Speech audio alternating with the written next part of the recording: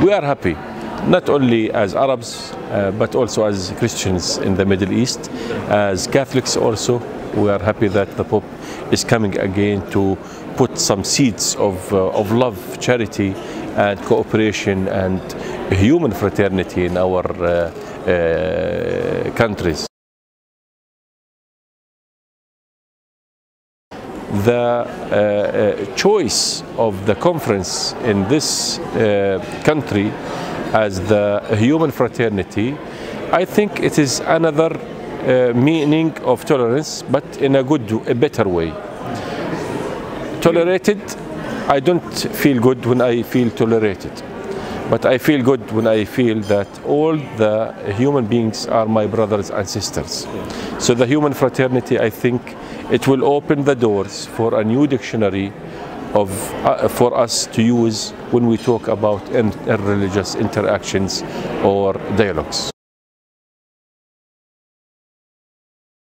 I think Pope Francis is not concentrating anymore for the intellectual dialogues. And I think myself also that the intellectual dialogue on the tables in good air-conditioned hotels, they are good. They are positive initiatives. But what we are looking for is to open new doors of cooperation among Muslims and Christians.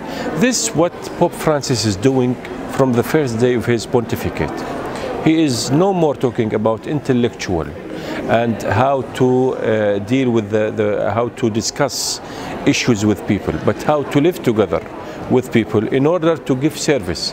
And I think from the first days of Pope Francis, we were aware that he is opening new doors for dialogue, for coexistence, for sharing, for cooperation among believers, and we are not called to stop in the topic of intellectual dialogue, where you will hear a lot of lectures, a lot of conferences, a lot of eloquent speeches. This is the time of working together.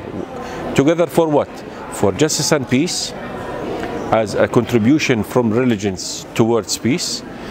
And also we have a big service to give to the poor, and we consider that Pope Francis is concentrating his pontificate to give power for the poor people, for the sick people, for marginalized people. It's good to think about the refugees. They are always in the mind and heart of Pope Francis, but also he added something else, which is the environment. How we believers in God, we look to the environment, to the creation, to the nature as something blessed from the hands of God.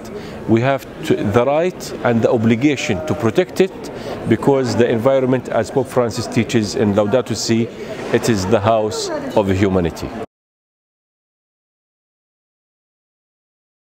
I think we have to continue our path of evangelization, but not in the door of the traditional meaning of evangelization, but of the human rights issues or doors, which is to promote the freedom of religion, or the religious freedom. We have to talk about religious freedom in the kind of human rights, from these holy rights, blessed rights, the right of expression and the right of religion. If we talk about this, it will enter not into proselytizing the others, but through the human rights promotion, through the speeches of the church, or the word of the church now is also a word for human rights. One of these most important rights that Pope John Paul II called the mother of all the rights and freedoms, which is the religious freedom. And Pope Benedict XVI, in his exhortation in the Church in the Middle East, he talked about religious freedom as the pinnacle, as the crown of all the freedoms. So let us talk about this. It is the same notion of evangelization, but from other door, which is the door of human rights and the freedom of religion.